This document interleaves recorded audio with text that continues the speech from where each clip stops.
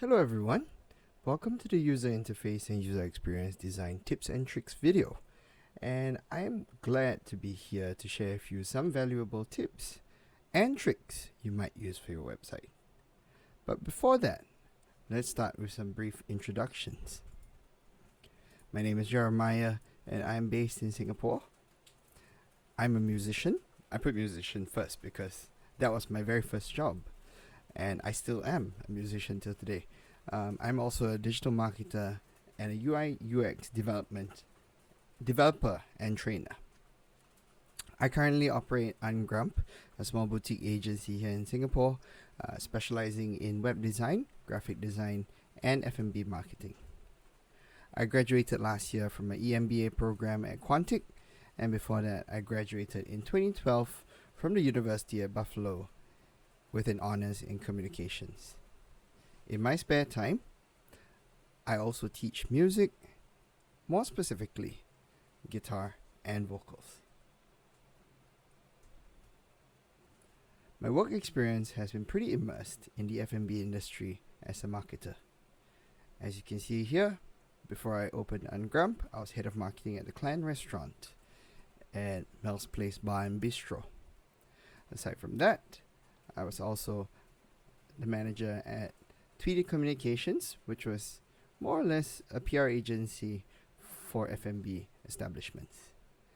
Just before that, I was working as a marketing and management executive at Strums Holdings. Here's a little fun fact about myself. I've been working as a musician here in Singapore since I was 16, and for the last 20 years. This journey has taken me to many different places and provided me with many different opportunities to grow my skills in both F&B marketing as well as web design and user interface and user experience. So, what are we going to cover today? Here's our agenda. In this short training, we will explore what is UI UX, how we can approach it as a problem-solving method instead of simply limiting it to digital platforms. I'll also emphasize the importance of user research, and we'll move on to the UI side of things with tips that make a great user interface and explore some new trends that have become key focus. Finally, I'll share with you how I plan for a great web page with some information architecture. And let's jump in. What exactly is user experience or UX design? Let's have a look. By definition, UX design or user experience design is the process of creating products or experiences that are meaningful and relevant to users. To elaborate a little further, UX design is about bringing value to customers not just from the product itself, but at every stage of the buyer's journey. By trying to understand your customers' needs and what they're really looking for, making the whole transition very smooth. Remember, it's important to know that value and meaning are subjective to different users and user groups. For example, the product offerings at sweely.com.sg, music site here in Singapore, and they are also Singapore's biggest music store. Their products and offerings have a lot more value to me as a musician than someone who does not play music at all. Moving on, let's look at UX as a problem-solving method. The term UI UX tends to frame things very narrowly. The impression most people get when they hear the term UI UX or they hear that a person is a UI UX designer, it usually involves designing websites or app interfaces. But in fact, it goes far beyond. It is a problem-solving method that is less about design and more about the business ecosystem. So I'm going to put in a huge disclaimer here And whilst UX brings a lot of value to a company, it cannot save a company. It's not a silver bullet that can turn things around overnight, right? Designers working with large organizations or faceted organizations tend to struggle to solve complex business problems because we are too exclusively focused on the design portions of our work and not enough on the business as a whole. We need to know the entire business operations on top of knowing who we are designing for. After all, it is about the user experience as a whole as well. And that involves every step of the way, regardless of it being online or offline. From my own experience, when I operated a restaurant, I applied UX as a problem-solving method to optimize the flow of the restaurant when we first set it up. So, let's take a quick look. So in order to solve a problem, you will need to be able to identify it accurately. The most common mistakes are always ill-defined problems at the very beginning, because if you don't define the problem carefully or correctly, you will end up trying to apply fixes that don't work. So here's 4 steps you can take. And with these 4 steps, I'm going to draw them back also to my earlier example when I operated a restaurant to show you how it can go beyond just designing interfaces. To solve a problem, you will need to be able to identify it accurately, right? So, starting with the first step, you try to understand the user's goals. Ask yourself these questions. What do they want from the product? What issues do they encounter? And once you know these things, think about how to create a solution that meets those needs. With my restaurant, I identified what my customers wanted, which is fairly simple, right? People just wanted to enjoy a great meal. But this involves many different steps and many stakeholders who can easily influence the process. Which leads me to my next point, to consider the context. What surrounds the user in their environment, on screen and off screen, which affects their experience. Make sure you account for everything before designing anything. Think about the context and the situation. In the context of a restaurant, is the customer making a reservation online? Are they walk-in customers? And each situation details a different context and hence a different experience. So, I could easily separate this. Is my reservation process clear? Do people struggle trying to make reservations at a restaurant? So that would largely deal with how are customers coming in? Are they calling in to make their reservations? Are they booking the restaurant online or through social media? Right, so that is one context in itself. Secondly, I could place them into the next context or the next situation where they arrive at the restaurant and how are they going to make orders and so on and so forth. So let's move on to the third point. Understanding how users interact with the product. In the digital context, do they click on things? Do they type in text in boxes? Are those drag and drop items? And once you understand how your users interact with your product, which in this case, if they were trying to make a restaurant reservation online, you can start to develop ideas for improving it, right? So if they were making reservations directly on my website, that would entail a very different process as compared to if they were to make a reservation via social media or Google or any other platform like Chope or Quandu or Table Check. So these are things that you need to consider and know exactly what are the touch points your customers will have with your business and each step of the way.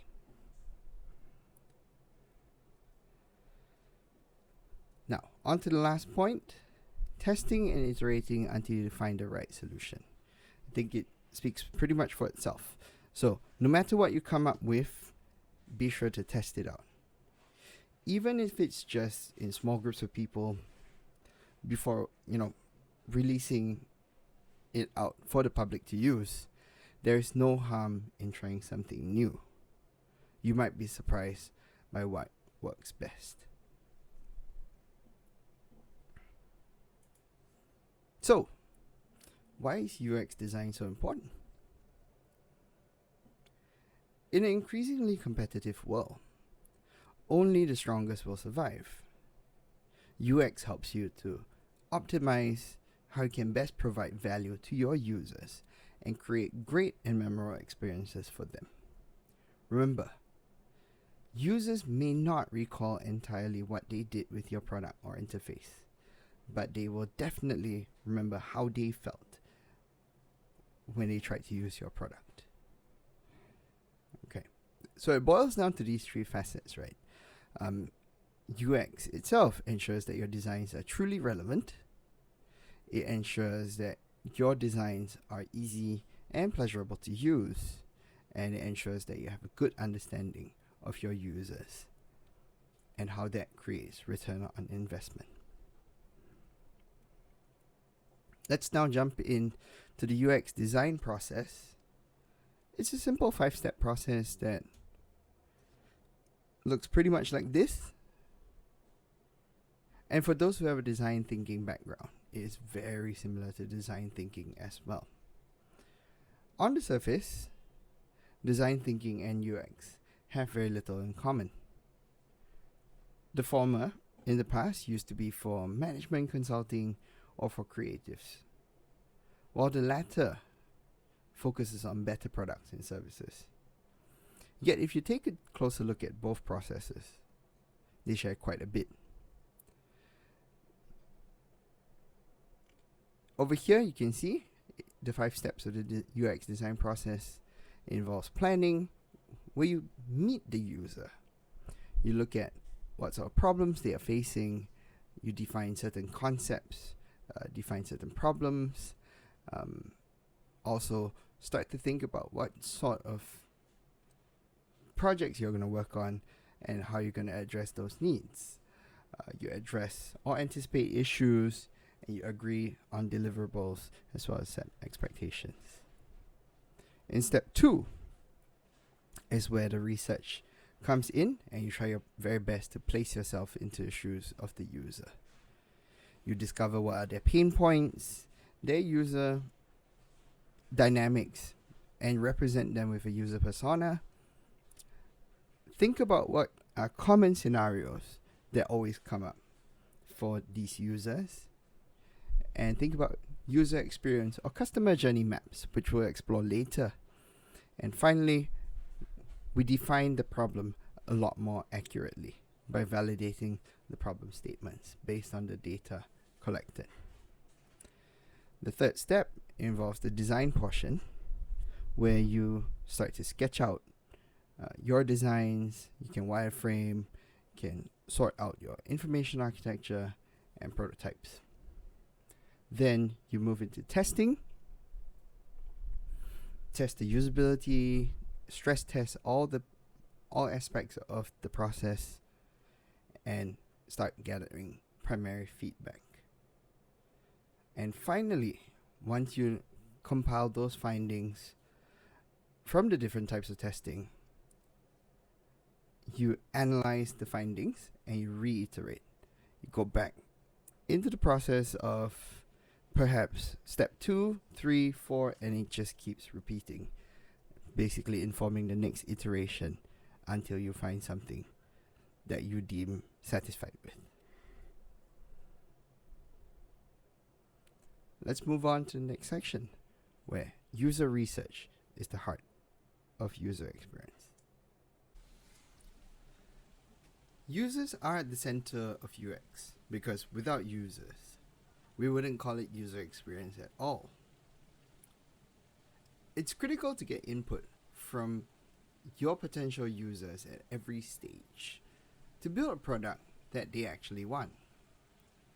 Otherwise, if you're working off pure assumptions and guesswork, it could easily lead to poor market fit and also not addressing the user's real problems and solving it in the wrong way. Before diving into creating any kinds of designs, I would suggest that you start by placing yourself in the shoes of the user. Start thinking and researching the highlights and pain points of your users. Right. This will help you understand the goals of your users and how your product can best address those problems through new or existing solutions. Now, as the saying goes, here on this slide, good research informs design decisions, and this can save a lot of time and money in the long run. With proper research in place, it's a lot easier to stay on track with what your customer wants. And this makes it a much more valuable experience for them. If we just follow our hunches and think, I think they would like this or they would like that, it's still not going to work. And on top of that, if you guess wrongly, you're going to have to repeat the same process over and over, which results in a much costlier endeavor. So let's look at the user research process, which involve the first two steps of the UX design process. Over here, we have meet the user and be the user, right? And when we think about meeting the user, we think about their demographics, what are their goals, what are their challenges, define the metrics, and form a quick hypothesis. When we eventually place ourselves into being the user, right? Putting ourselves into their shoes, we start defining and validating the problem and the hypothesis to see if it's accurate or do we need to make any more tweaks. Following that, you start casting your users into personas, place them into common scenarios that they might go through interacting with your product or service, and finally work through a user experience map. In this very first stage, we try to discover these points. Who are our users or potential users? You ask yourself this. What are they like? And the key thing here, are they facing any problems that we can solve? Finally, how can we measure success? At this point, you can have a rough idea of who you are targeting and how you are able to help them. Once we have learned about users, we can begin to understand what their experiences are. Right, we validate and carefully define the problem that the users are facing. Here are some techniques that UX researchers use. They create user personas, which we'll go into in a very little bit. We understand and predict how users might act to reach their goals in a system or environment. We conduct testing to test whether our products are easy to use and understand. And we try our best to know what users are going through every step of the way. So let's take a look at user personas to help us better understand what they are about. What exactly is a user persona? By definition here on the screen, user personas are fictional characters whose goals and characteristics represent the needs of a larger group of users.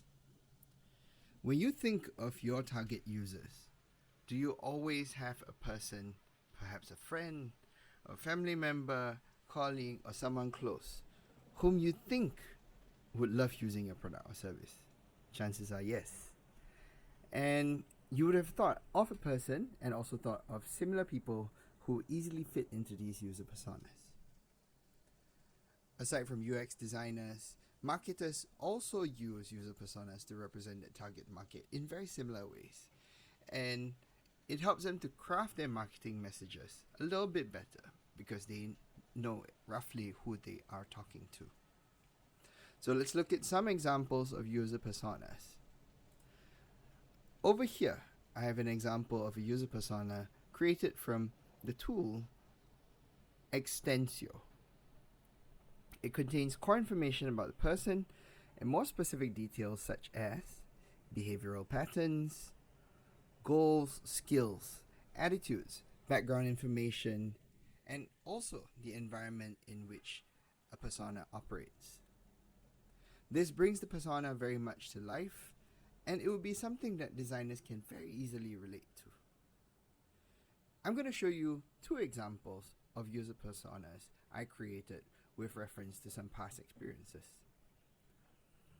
The example involves two personas of users who are interested in booking a company event at my restaurant.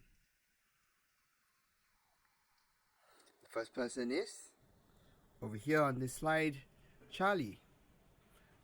He's a small engineering business owner, a little bit of a traditionalist who is quite trapped in the old world business ways, and he wants to host a party for his retiring staff, as you can see here on this slide. He focuses very much on being a respected figure in the engineering sphere, and he believes hard work is the way to go. Right? Sounds pretty old school, right? Aside from that, he clearly loves to impress. He's a proud man because of all his years of effort. He is hardworking, talks a lot, and he's not tech savvy. He's also very cost conscious. As you can see from the write-up below, his bio includes that he has a team of 32 people and he believes he's well respected by his staff. More importantly, also over here, his key frustrations involve disliking technology and prefers the old ways of operating where people pick up the phone and call instead of dropping a text message because he notices that it is very insincere. Also, as a businessman, he really dislikes it when people talk about prices up front. So how would I deal with a persona such as Charlie? He represents a character that I used to deal with very often when I operated a restaurant here in Singapore. They would come in personally without even calling, and they'd be like, "Oh, I'd like to book this restaurant or your restaurant on this date, and I would like it to be exclusive." And he's like, "What can you provide me?" So immediately I would sit him down, give him a free drink, maybe buy him a dinner, and just chit chat with him, make small talk, kind of like get closer to him a little bit before I tell him exactly what I can do for him. And at the very end is when I would finally bring forward how much it costs and if he has the budget for it. Because if I did it in any other order, he would probably be a little bit unhappy. For my other persona, I have Audrey. She's looking for a suitable venue to house the company's AGM, corporate party, for about 120 people. She aims to successfully execute any and all events that a company would love, so she takes pride in her job very nicely. Her frustrations involve managing the different food options for the diverse staff demographic, not just like the army where it's Muslim, non-Muslim, but much more than that. You have staff who are vegetarian, you have staff who are vegan, and it can be a little bit difficult trying to cater to all the different needs. She can't seem to find a suitable place on the east side of Singapore, and she finds that the prices from other restaurants are also way too high. So that is indicative of her having a budget to adhere to. So you can see over here in her bio, she's the HR manager with Ministry of Finance, and she's looking for a suitable venue to host her party, like I mentioned. How I dealt with her was very straightforward. Provide her with as much details as possible, and upfront telling her, okay, I can host your 120 people for the whole party, and here's the upfront cost. I also understand that you have several menu options that you need to adhere to, and we would do our best to try to provide you that menu with whatever limitations that you need. This way of working, of course, is very suitable to me, but we wouldn't even need to focus on small talk or anything like that. She is kind of driven, very objective focused, and just really wants to execute an event that her company loves. Okay, now let's go on to why a user persona is important. If we didn't have user personas, we would really struggle to create a product. You can use it as a visual tool, but also more importantly, it helps with the marketing and UX teams with the key question, who are we designing for? By understanding the expectations, concerns, and motivations of target users, it's possible to design a solution or a product that will satisfy your users' needs and therefore be really successful. Here are some benefits that come up from using user personas. You learn to build empathy with your users, which is truly vital as a UX designer. You provide direction for making design decisions, and you can communicate your research findings in a way that's easy to understand and relate to. Now, one more point to note is that personas have no value on their own. They're only valuable when they are tied up to a scenario. So if I draw back to my personas earlier, they were already tied up to a scenario, which is to book an event at my restaurant. Beyond that, if somebody were just to introduce me to Charlie, I would be like, he's just another person. Just remember, a scenario is a situation that predicts and describes how your personas will interact or react with a product or a situation in a particular context to achieve their goals. Scenarios help us designers understand user flows by pairing the personas with the scenarios themselves, and we can better see what are the requirements, create solutions based on them, how to optimize them, and so on and so forth. Just remember, scenarios should always be written from a designer's perspective at a high level, and we can articulate use cases that will likely happen based on the supposed characters. Let's take a look now at customer journey mapping or user experience mapping. It takes your user personas one step further. A purchase or a conversion is usually the end point of a journey. How the customer feels, what questions and concerns they have will change as they go along that journey. From finding your business through a social media ad or search, or even flipping through a magazine, right? To further down the conversion funnel, where they start to show more interest by visiting your website or call in to find out more information about you. All these contain numerous touch points where the customer interacts with your business. And you'll be fascinated by how the human mind works when making decisions. A customer journey map is basically a visualization of a process, most likely a situation like earlier when Charlie and Audrey wanted to book the venue for company events, right? And that visualization of the process of what your users go through to accomplish a goal specific tied to your specific business or product. It's highly used for understanding and addressing customer needs and pain points along the journey. What kinds of frustrations they have, what part of the process makes it easy for them to use that they really enjoy, so on and so forth. Right. Here's some characteristics of a customer journey map. Remember, it's tied to a specific product or service and also a scenario. It's split into rows and it works in table format. It reflects the user's perspective, including their mindset, thoughts, and emotions.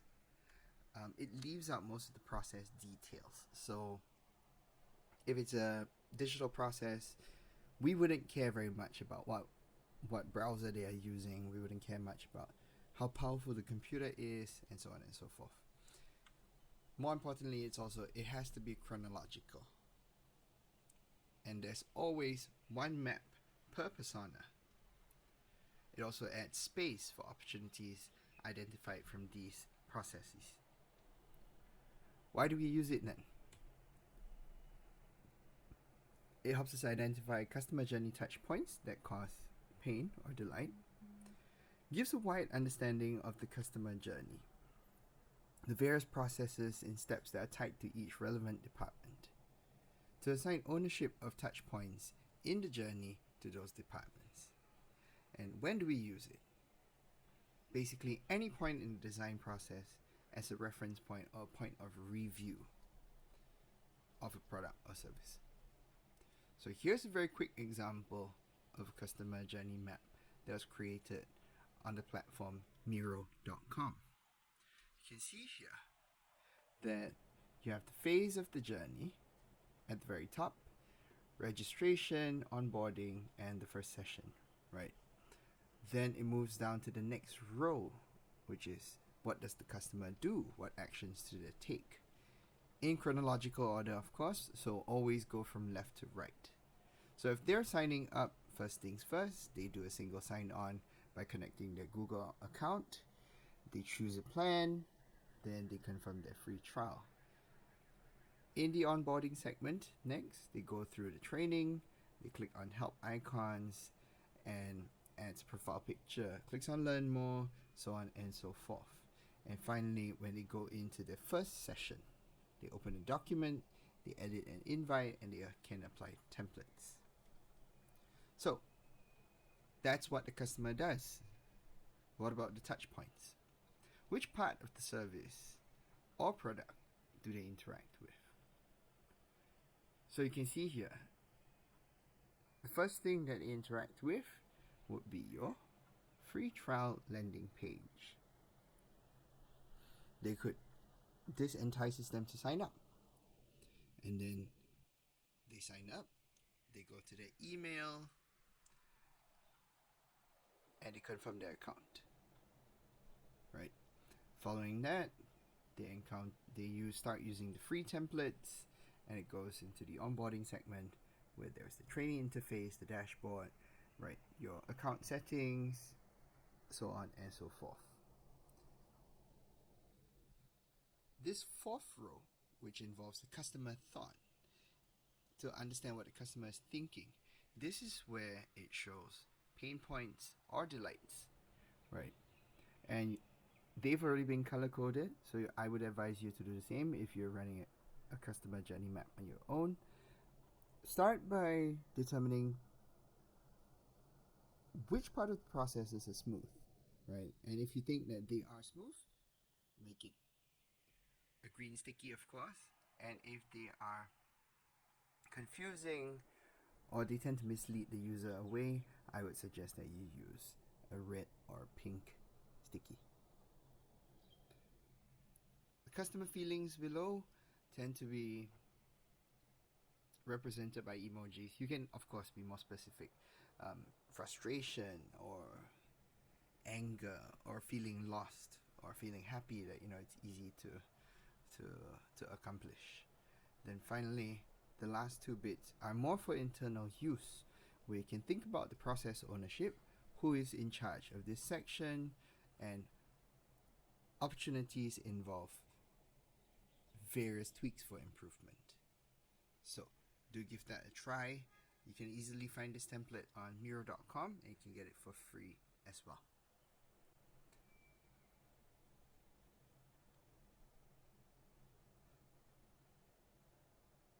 Now we're going to jump into the next section, which talks about user interface and generally what makes a great user interface.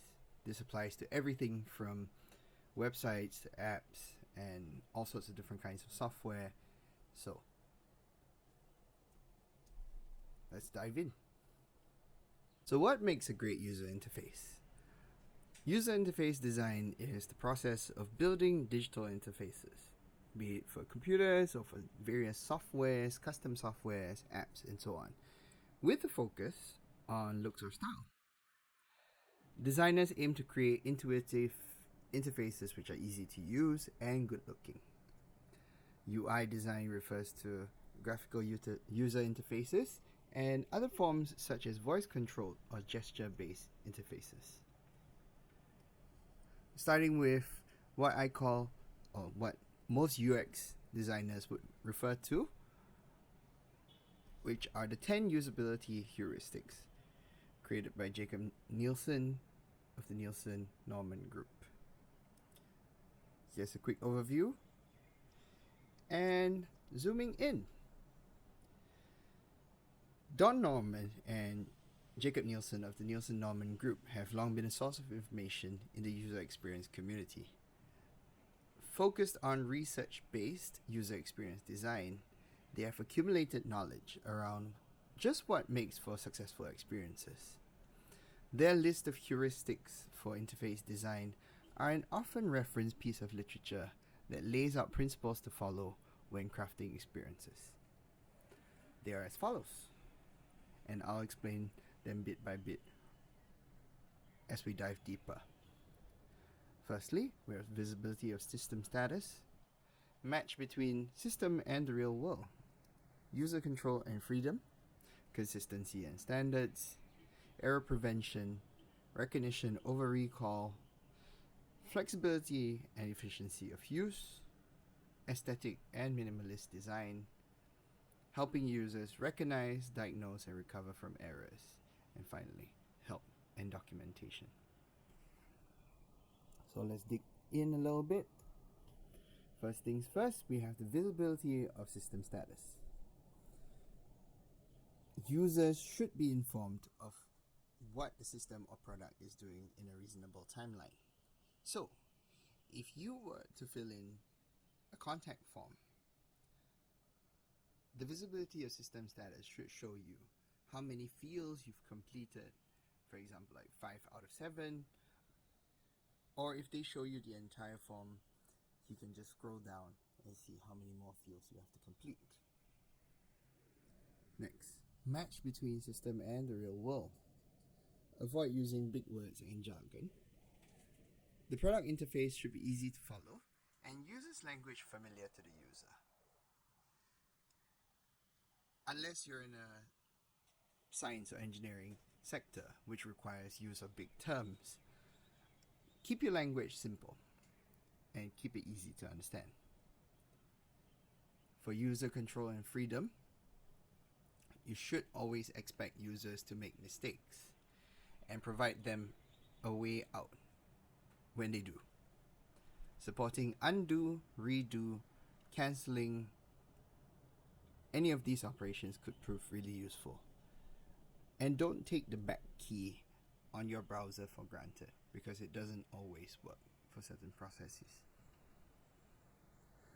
With consistency and standards, users should not have to wonder whether different words, situations, or actions mean the same thing.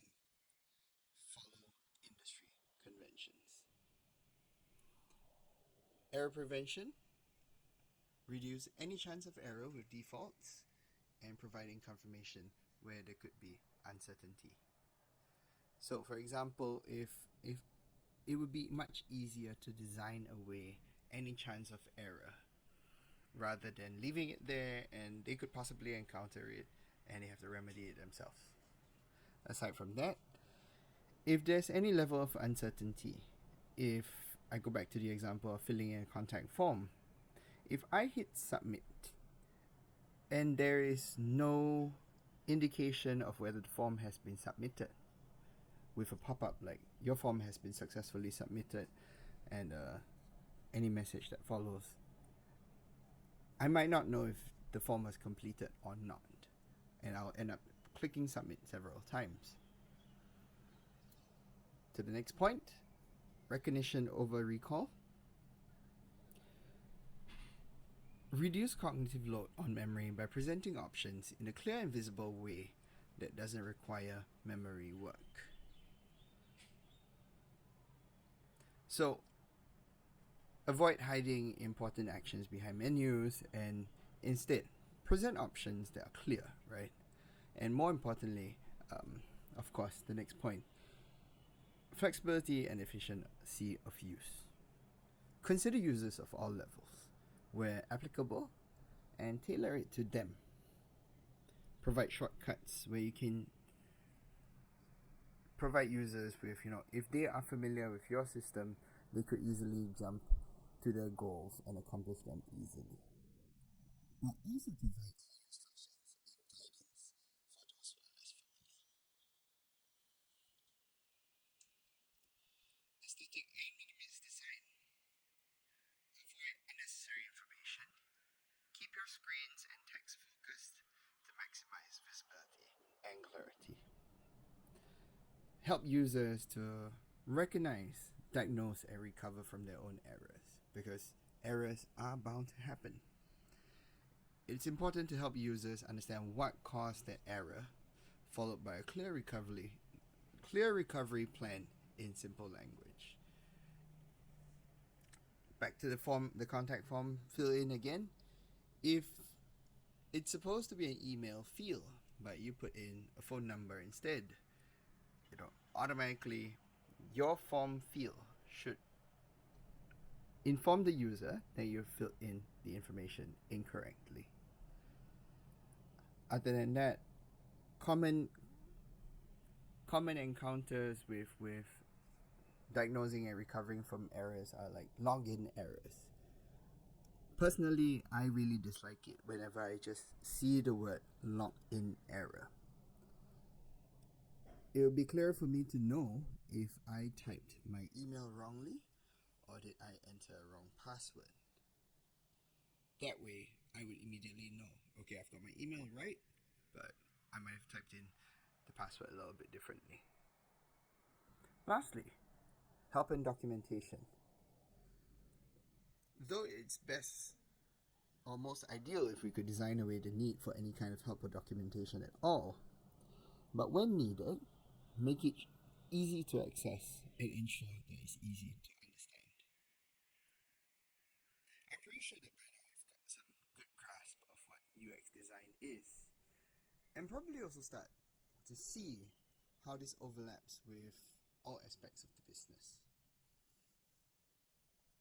as a problem-solving method, right? And it can be also used for so much more. Here are a couple more tips I'd like to share with you when designing your user interfaces, be it a website and so on. Number one, keep your design invisible. Good design provides guidance that is clear, but it's not necessarily noticeable to your users, right? They don't really care. Users don't really care about how pretty a site is when using it. If the site is too loud and too good looking, sometimes it actually steals away the attention from the functionality of it. What they want is to accomplish their goals quickly and easily. You can have the most beautiful site in the world, but if you have a poor user experience and they're unable to fulfill their needs, it's still gonna fall flat. Next, predict your users' needs, know exactly what they're on the site for. If it's easy to accomplish, your users will keep returning. Then put your brand into your design. Your branding can be easily woven into a great user experience, creating better brand recall when it comes to a related service or product.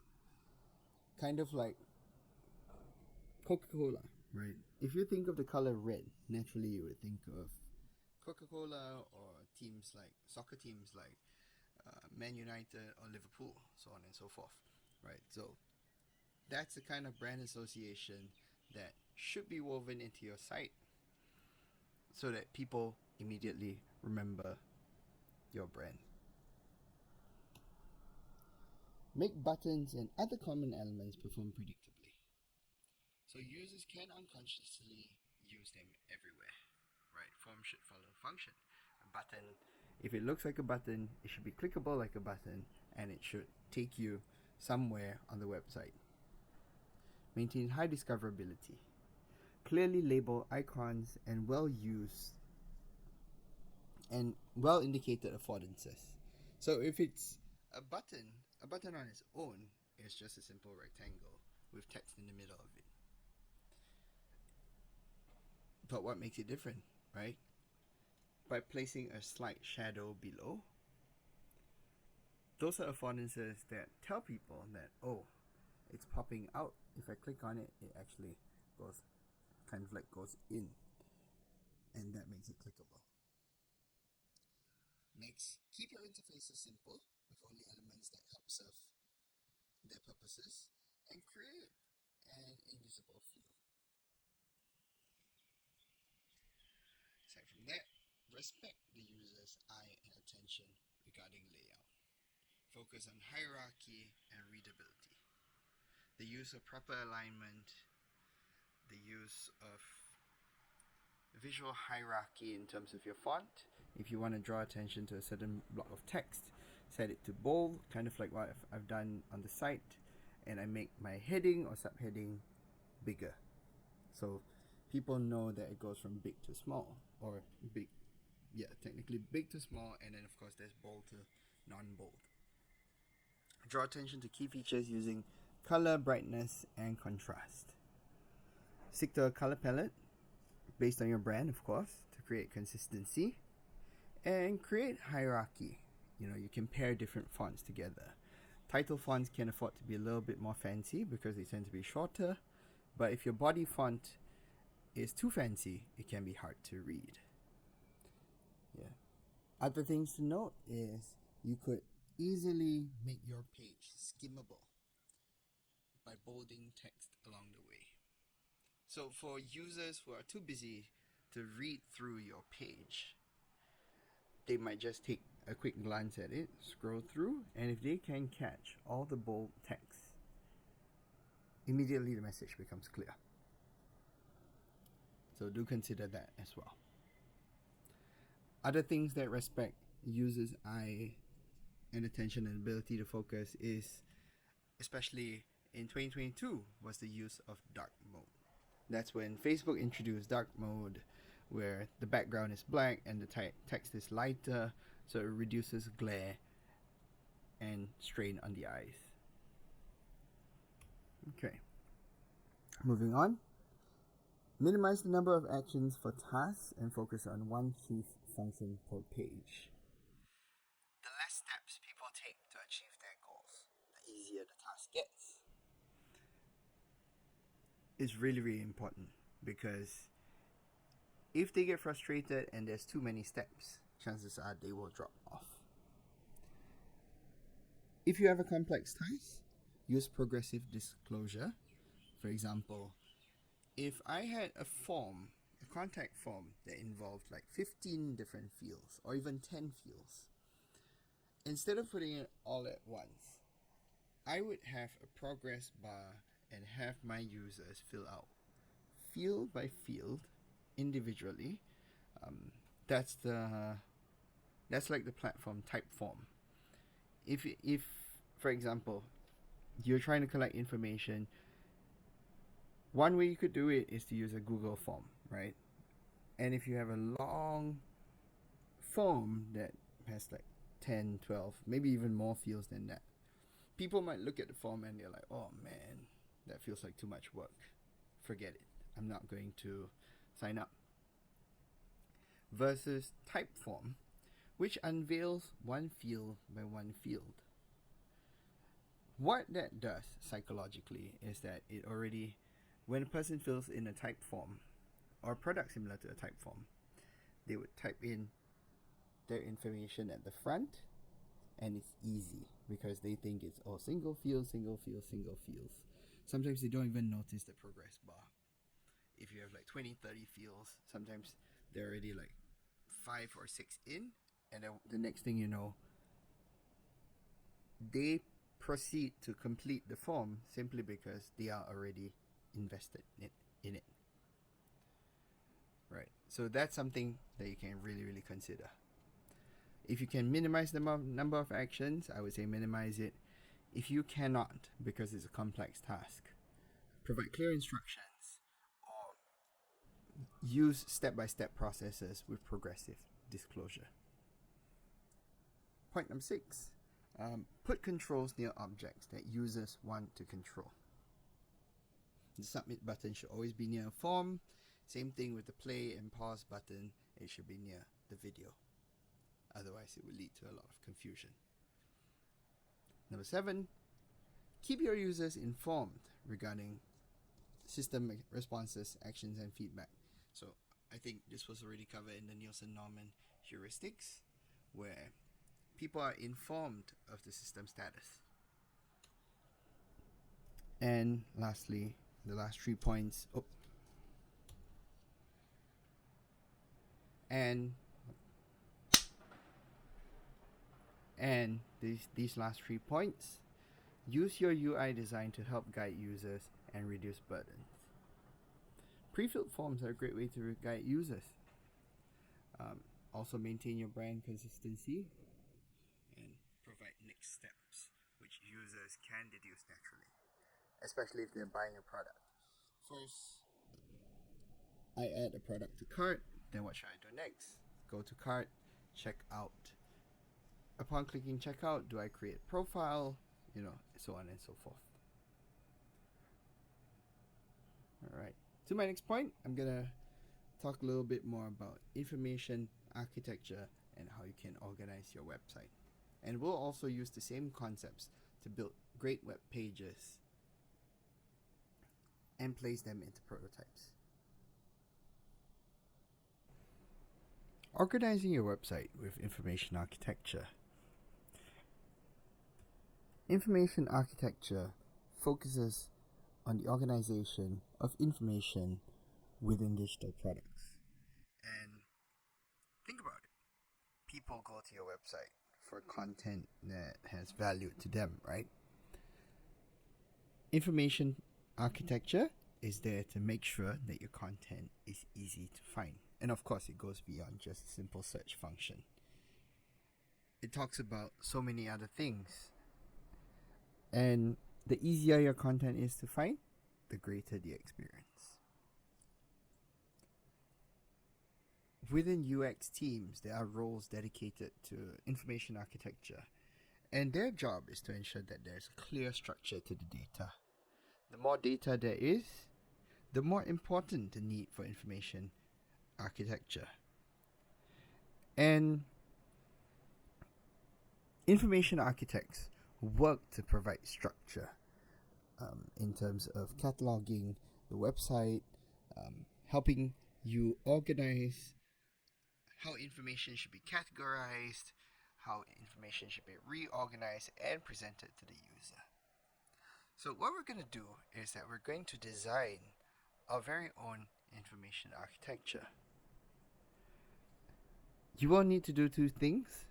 First of which is creating a content inventory and creating a sitemap. So a sitemap, let's start with the sitemap first. In a sitemap, it looks something like this. Typically, people land on your homepage, or if they come in through Google, they might land on any of these other pages. This is a very simple generic sitemap, and I'm gonna use an example of a site I built a while back, and this one is called workwell.sg. So let's take a look at that page first to understand what the sitemap is about. Over here I have workwell.sg, and the sitemap is pretty clearly outlined here. It's not too complicated a website. You have your home page, you have your About Us, programs with 5 subpages below: chronic disease management, physical activity, body care and nutrition, emotional wellness, financial wellness and awareness, and the Work Well Warrior campaign 2020, which is a little bit outdated. Following that, we have a blog, gallery, which contains both photos and videos, as well as a contact page and a download page for the program guide. The site also features touch points such as a direct WhatsApp line, following them, links to their LinkedIn and their Facebook pages. So, once you've drawn out the sitemap in a layout that looks something like this, you would establish very quickly that this is tier 1, where you can see very clearly on the website those are not subpages, like home, about us, blog, contact, and download. Tier 2 immediately involves any of those subpages. So let's take a quick look at the content inventory template. Over here, this is what the content inventory template looks like. It looks pretty much like an average Excel document, but its purpose is for structure, right? With this template created by Vinesh Garg, you list out all the content in your site in the Excel sheet provided. And it should include the following details. Things like your ID, page level, page title, URL, content type, keywords, meta description, brief page description, owner, ouch, what I call ouch, which is outdated, unnecessary, current, or have to write. So that determines the fate of the page and the update frequency of the web page, as well as the last updated and any comments internally. So I'm going to show you a content inventory of the Workwell web page. Over here on this Excel sheet, I have the Workwell web page. I've only filled out what's necessary, and here I have the page level, which is either tier 1 or tier 2, the page title, home, about us, programs, blog, gallery, contact, download our program guide, and so on and so forth, right? So, then following that, we have the various URLs for the pages, the type of content. Now, with regards to the type of content and the brief description, all these points are subjective. You don't have to follow any fixed template about what type is it, is it a blog page or anything like that. Use whatever is relevant to you. So you can see here, I've made it entirely relevant to myself, right? The homepage, what type of content is it? It's a homepage. And I have a program type page because these fall into programs, right? And so on and so forth. So, the reason, if you see here, the gallery is highlighted in red because it is actually non-clickable. So if we go back to the website over here and I see that gallery page, clicking on it does nothing.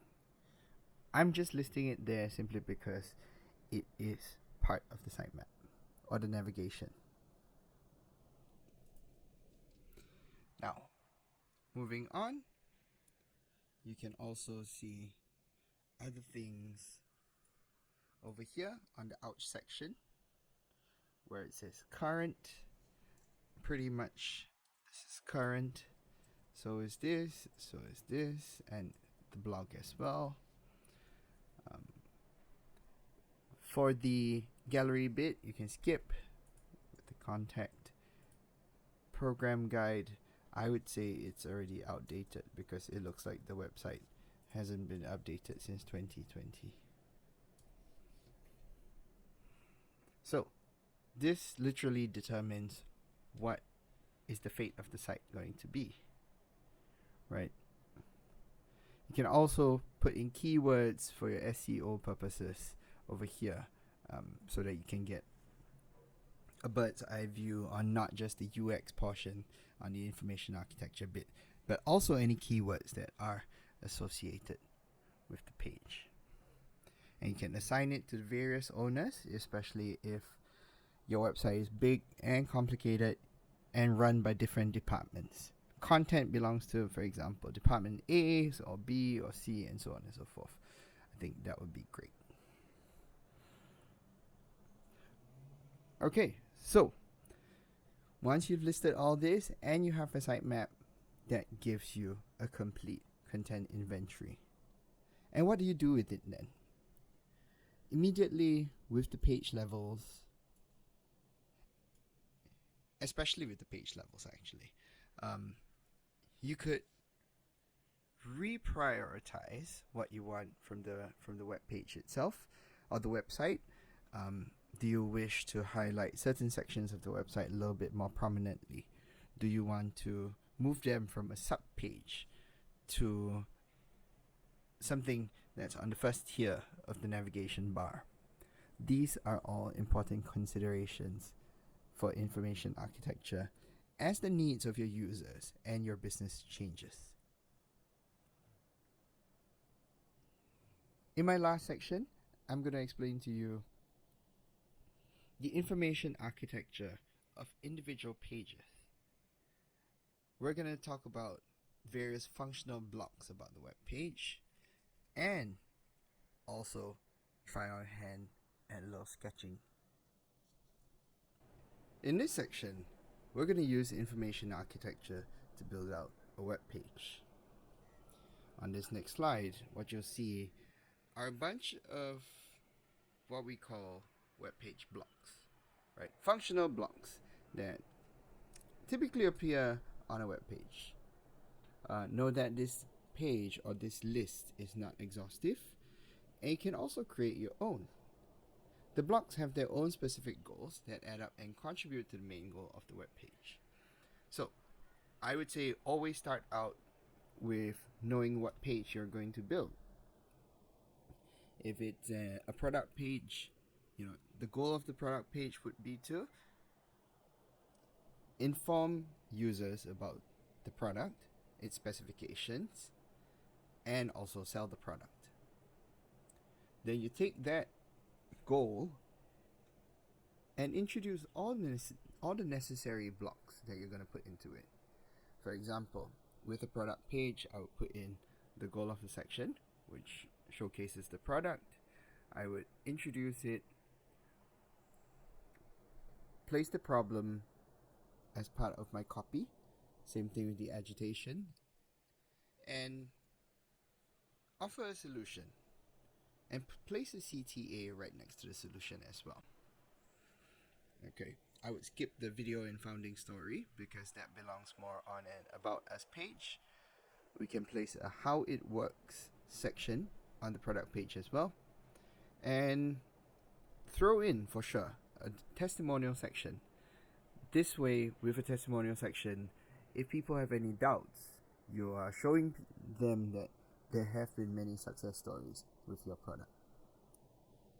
You can also add in a benefits grid, especially if there's a long list of benefits, and add in the address objection directly section, which main purpose is to explain why you are better than your competitors. If you have a multi-tiered product or a subscription, go with a comparison chart to clearly present information, and at the very bottom, place an FAQ section to answer any commonly asked questions. So that's usually how I look at building a web page. I think about the core goal of the web page, and I would look at my table here, and I would start building out the page. That way, it gives structure to the web page, even if it's a little bit busy as a first draft. Don't worry, you're gonna keep testing and keep working on it. And that's the purpose of the next section, which are prototypes.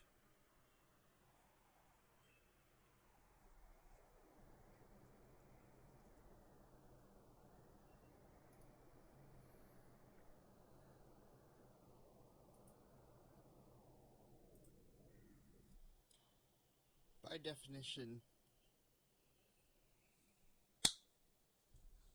a prototype is a simulation or sample version of a final product, which UX teams use for testing before launch.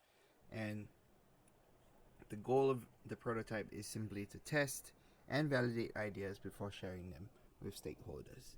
So within your own teams, sometimes we do a little bit of small batch testing where we just go out and ask people outside of our department to randomly test an interface for us. Right, so that comes in very happy.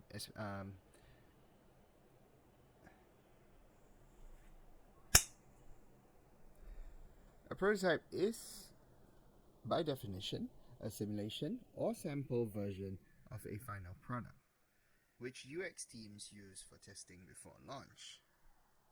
Its goal is to test and validate ideas before sharing them, and eventually passing final designs to engineering teams for development. They come in really, really handy because with a simple prototype, I could just go out of my department and ask anybody, even like accounts, if anybody's free. I need some help testing this interface. I just need 5 minutes of your time. Can you do this test for me? Right, that would be pretty much called guerrilla testing. Okay, and they're essential for identifying and solving user pain points with participants during usability testing. Testing prototypes with end users enables UX teams to visualize and optimize the user experience during the design process.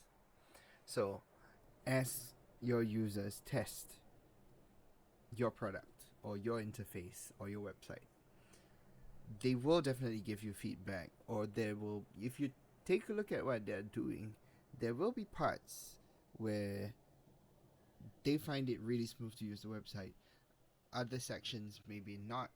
It might come in a little bit clunky and confusing as well. So it's important to keep testing, take note of those user errors, ask them for feedback on how you can improve, and continue to make changes until you arrive at a final product that is satisfying. So the goal here is always to find and fix errors throughout the whole process. Here are some misconceptions of what a prototype is. A prototype and user test should only be conducted at the end once or twice. Not true. That is a pretty old way of working. Not the most ideal way, because if you already come to the point of a finished product, it might be too difficult or too laborious to make that many changes towards the end. And even worse, if you have a flawed concept or core sections of your website that are almost impossible to change because that involves building a new website, that might become a very costly endeavor. Okay, take note, a mock-up is not a prototype. A mock-up is just a visual representation, like how graphic designers used to design mock-ups of websites on Photoshop, and they would submit JPEG files to me so that I can try my best to build out what the website looks like. A prototype is a little bit more functional than that. And also, last point, prototypes are also not a series of sketches or a pixel perfect pre-launch interface. Okay, so just do take note of that. Now, prototypes have four main qualities. And that's the important bit. Representation, okay, of the actual product. So the prototype itself, be it on paper or mobile, or if you can even churn it out on HTML, and so on and so forth, right? Precision, how accurate or how close is your prototype to the final product? And fidelity of the product, there's low fidelity prototypes which are really close to what a mockup is. It's just a visual for you, and they have no navigational functionalities.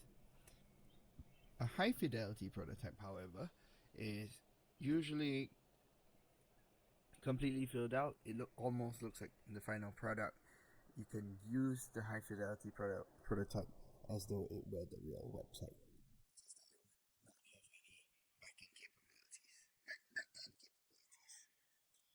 In terms of interactivity, that should be a key concern. How interactive is your site, and how interactive is your site going to be, or is your site and prototype, are they going to match at all? Because wherever you put interactivity, like a button or a text box or a slider and so on, if they are there, make sure they work. Finally, the evolution, the life cycle of the prototype. Some are built quickly, tested and thrown away.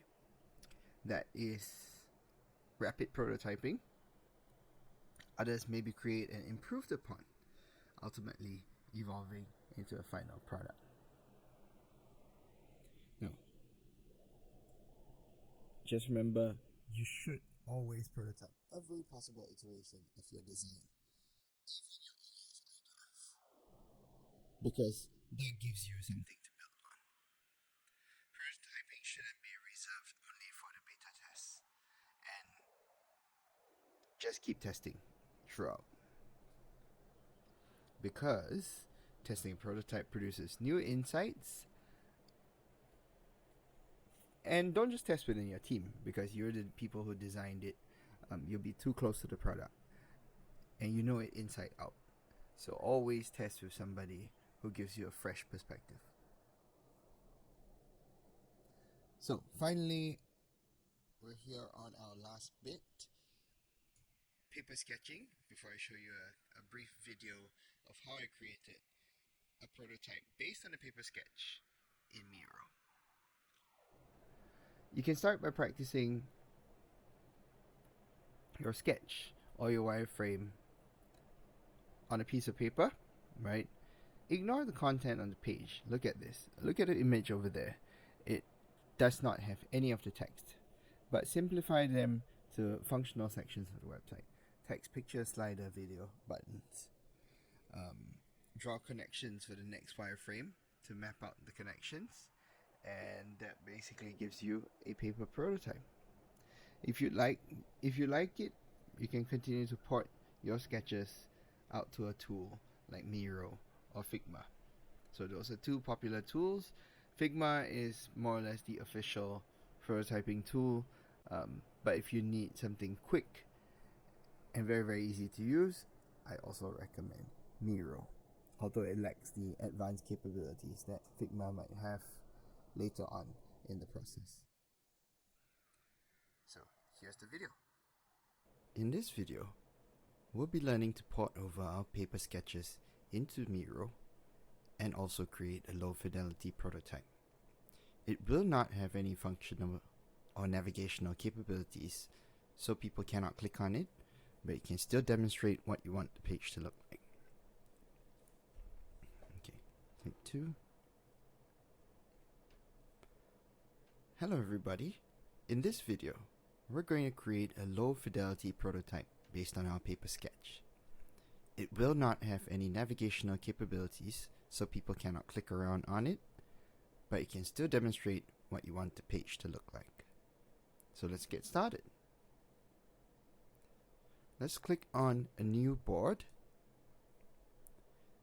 And even though we've already hit our limit, just create a shared board. And once we're here on our mirror board, I'd just like to run through what are the wireframing tools that we have. So let's close this out.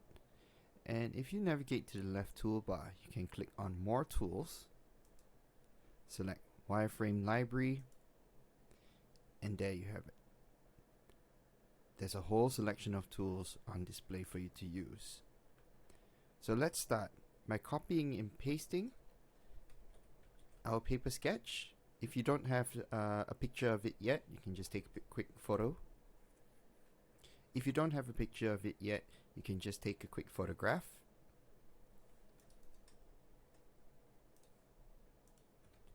And paste it here.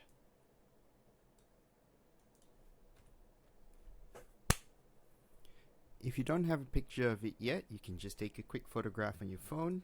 You can just paste it into your mirror board, just like that. Let's wait for it to load up. So here I have my paper sketch, and I'm gonna click on the browser element over here. Immediately a browser pops up. And you can immediately adjust the size according to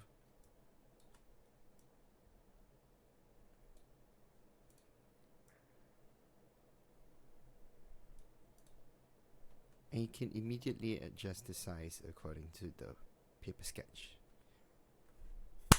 And you can immediately adjust the size according to the paper sketch. So let's start. Starting with the menu on the top left, you can just search in the top and click on it. The menu comes up. And the next tool we're going to use is what we call a placeholder. Just scroll down and you'll see the placeholder over here. Pop that over there. You can shrink it a little bit. You can even stretch it out. Following that, we can include text and set your font size to be placed up top too. Now we're going to put another placeholder to represent the prop management cloud service.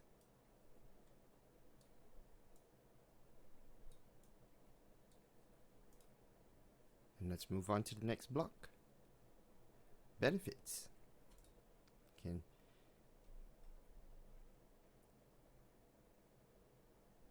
can also click on Home, just Ctrl C, Ctrl V to copy and paste, and pop that in, just like that. Next up, I have these three boxes here. I'm going to put images in, so I'd like you to pop in those image placeholders here. Image light. You have one. Increase the size slightly, and then you can same thing, Control C, Control V. Now the alignments might look off, but what you can do is to click on them, just hold Shift and Control G to group them together, much like what you do in PowerPoint. Next up, let's do another header for testimonials.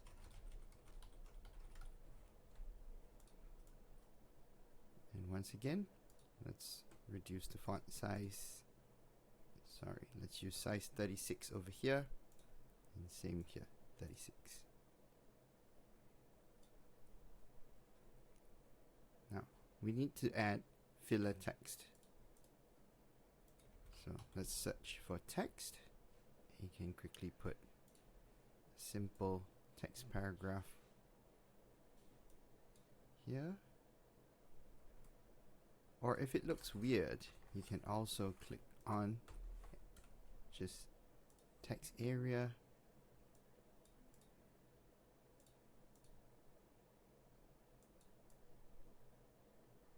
Pop that in 1, 2, 3, and just fill in dummy text.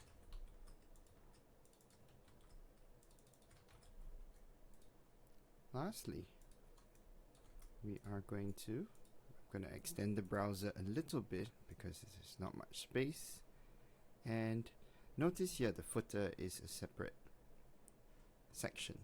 So we're going to just make it a little bit clearer by adding a shape.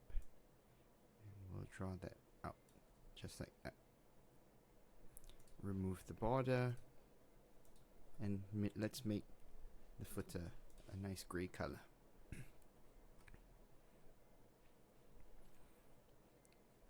Once more, let's use copy and paste for the text and shrink it down to company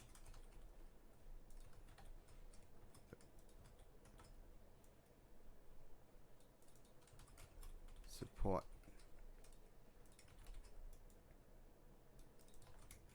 legal,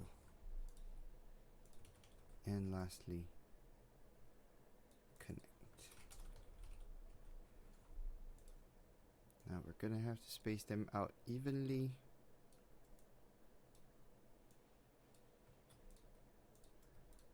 Let's group them together once again and make sure they are in the center. Voila! I can also put in my text placeholders here. Same thing, Control C, Control V.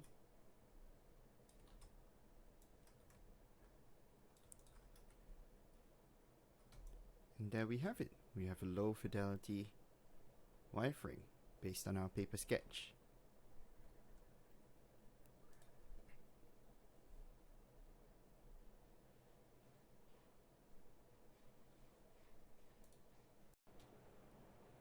Once again, thank you everyone for listening. I hope this course proved useful for you and you picked up many great tips and tricks along the way. Once again, I'm your trainer Jeremiah, and I hope to see you soon.